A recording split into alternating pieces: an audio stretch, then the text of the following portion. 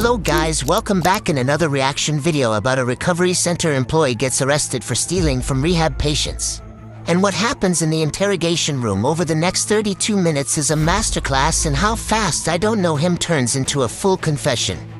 Let's break down every mistake, hers, and the detectives. Anything in your pockets or anything like that? No. This young lady's gonna search you, alright? Make sure there's no money, alright? Are you significant other? You are friend to Jeremiah? Alright, here's my card. I'm gonna be taking her to jail today for fraud, okay? For fraud, yeah, credit card fraud. Alright? So she's safe, she's okay, she's gonna be with me, I'm the arresting detective. But that's my card, okay? I'm gonna have her, she's gonna call you when she gets there, alright? Alrighty? Alright, hi, I'm Detective Kodak Cabbage. Nice to meet I would like to talk to you about fraudulent charges. Okay. Would you be willing to talk to me about that? Alright, we can take her to HQ, I think. Yeah. So guys, as we see here, the detectives arrest a recovery center employee. We'll call her Adams, on suspicion of using rehab patients' credit cards without permission, including paying her own rent with one patient's Discover card. She's searched and arrested outside a courthouse, handed off to a companion with reassurance from the detective, then brought to HQ and Mirandized. First mark here, detective searches Adams, reassures her companion. She's safe, she's with me. Hands over a business card. As a resume officer did this right. Textbook Miranda compliance. Your name is there as a reporting party. Right. Could you tell me a little bit about what led to 3 reports being given to the police? So what led to 3 reports was one, Chris' wife called me and she said that there was some fraudulent activity that went on with one of his cards. So after I spoke with her, I continued to wait till she reached back out to give me more information I can go off of, because I asked her for if she could provide me with the address of the apartment complex or anything like that, so we could try to narrow things down to see if indeed it was somebody from here.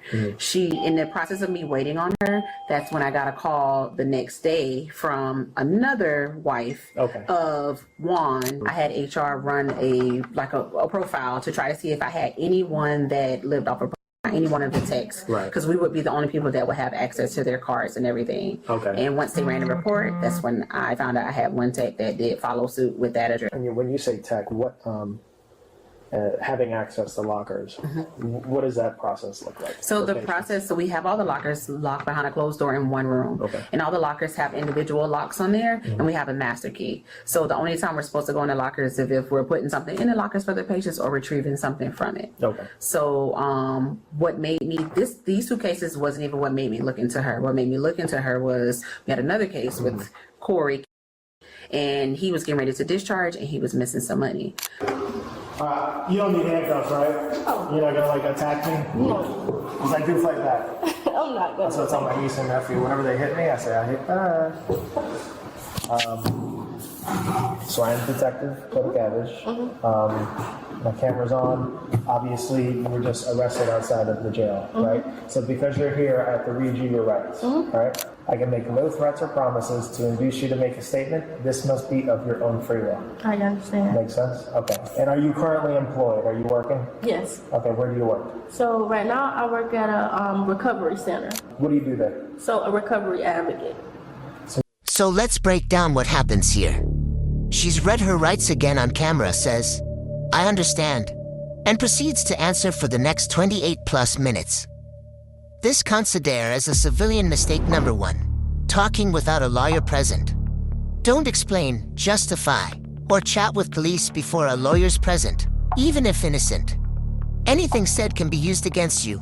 Cops can lie about evidence, and nerves can look like guilt. Just say, I'm invoking my right to remain silent, and I want a lawyer. Then stop talking.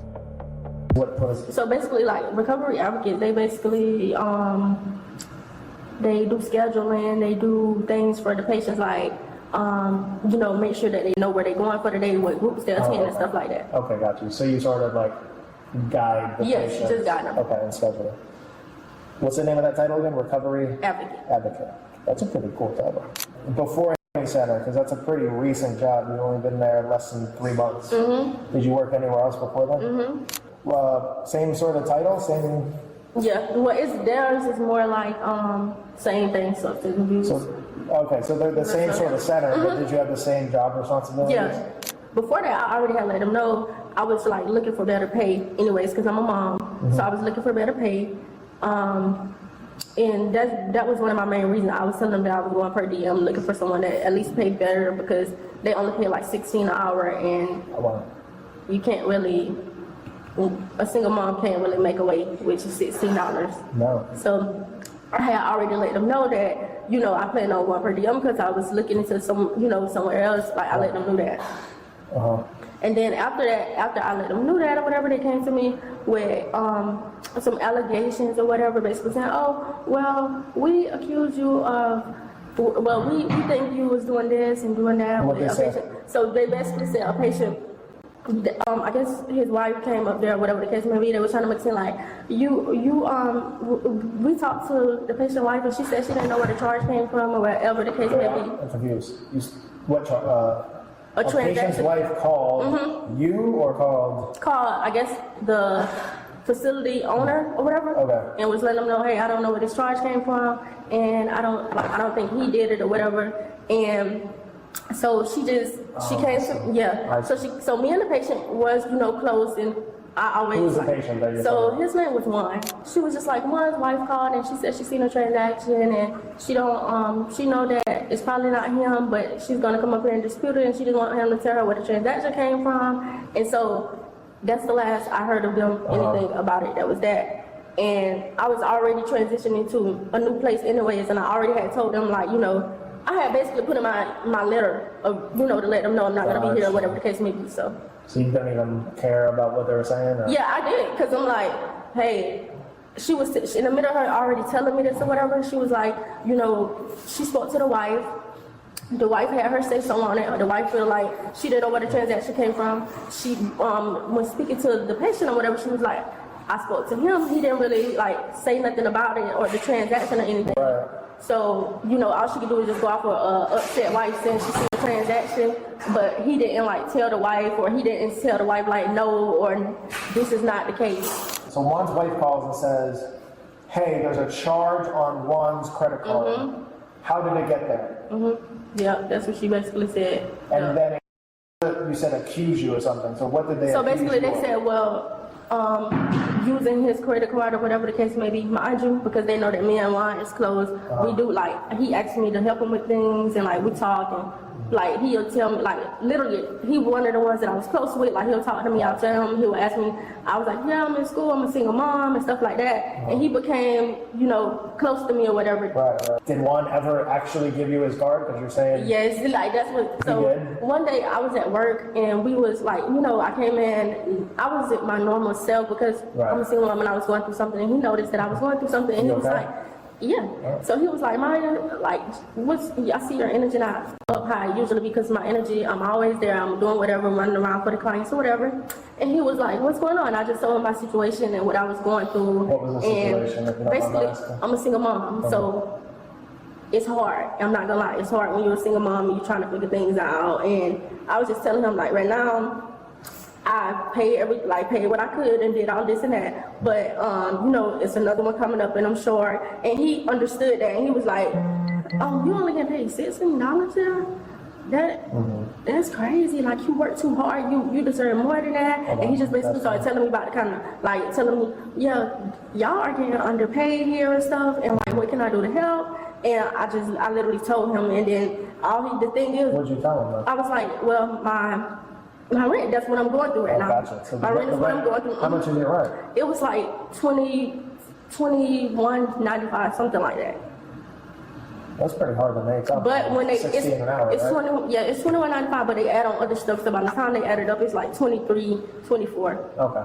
And he literally just what do you need help with it? I can tell you, and he literally told me his information, right there at the job. Did you see what he was putting in? I didn't even, I'm just thankful for the fact that he was willing to look out, which, of course, it's a job, so I know that, Are you allowed to do that? you can't be close with the patients, to that extent, which I know that.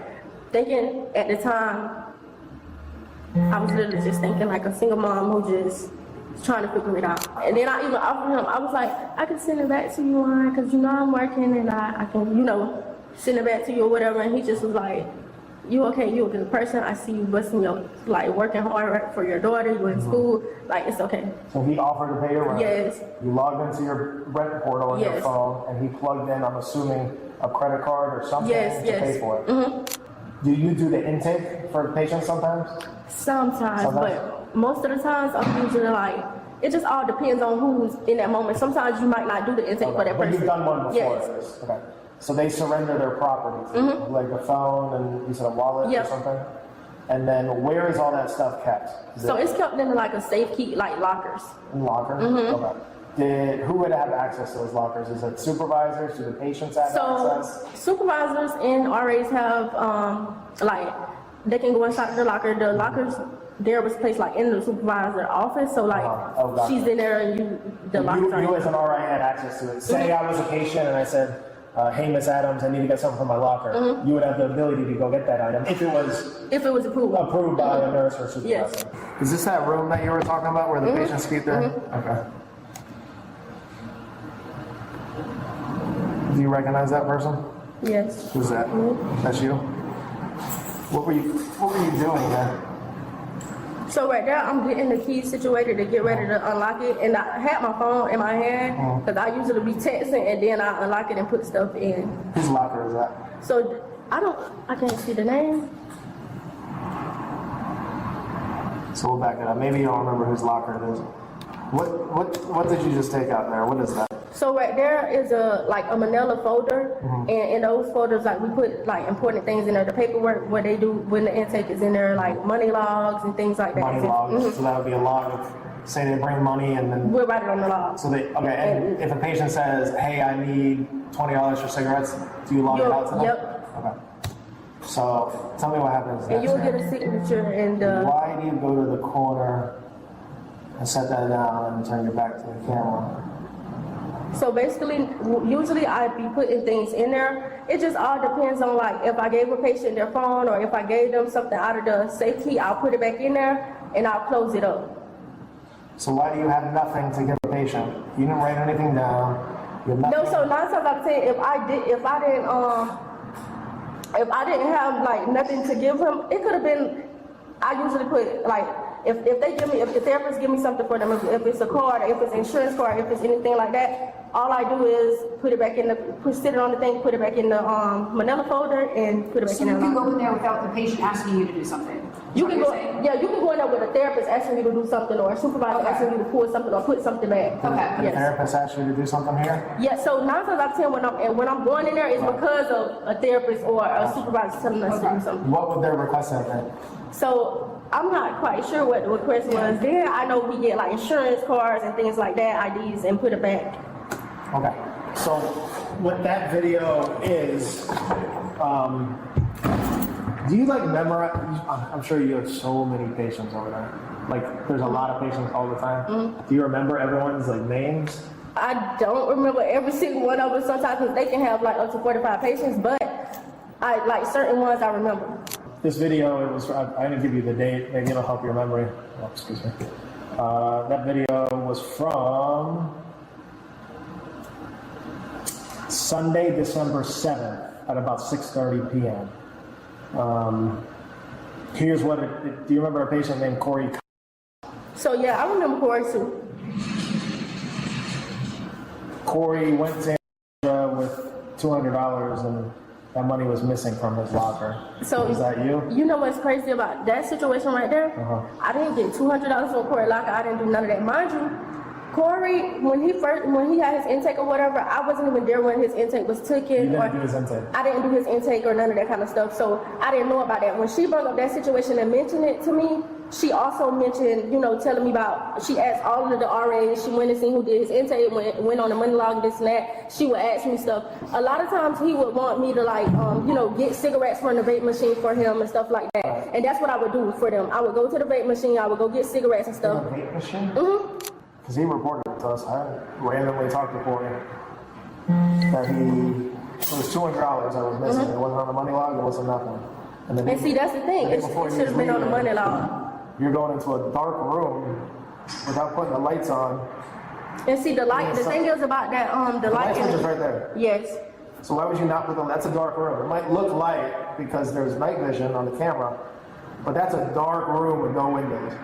Why would you go in there and not put the light on so you can see what the hell you're doing? So 9 times out of 10, it looks super dark on there, but it's not really dark in that room. Like even with that light that's right there, that's in the hallway, I usually just go in there and unlock the lock and put the stuff in and Gotcha. leave out. I be getting ready to. You know what it looks like, right? Yeah, that's when I get what it looks bad. like. Yeah, it It do. looks like you're stealing the $200 that's missing from his locker. That locker that you're touching in the dark, turning away from the camera, and like doing whatever you're doing. And then I had my headphone in, so 9 times out of 10, I probably was on the phone. You're on your phone a lot, right? Not a lot, but like usually I'll be on there sometimes or listening to stuff. Okay. Do you know another patient, Christopher? No, I don't. You never met him? Okay. Civilian mistake number 2. Lying instead of staying silent. React big here. This is the turning point of the whole interview. Right here, this is the moment that sinks people. Staying silent is legal. Lying is not. The second you tell even one small lie, you've handed them a brand new crime, and you've destroyed your credibility on everything else you said. Prosecutors don't even need the original case anymore. A caught lie is proof of guilt all on its own. So if you don't want to answer, don't answer. Don't invent one. Silence protects you. Lying convicts you.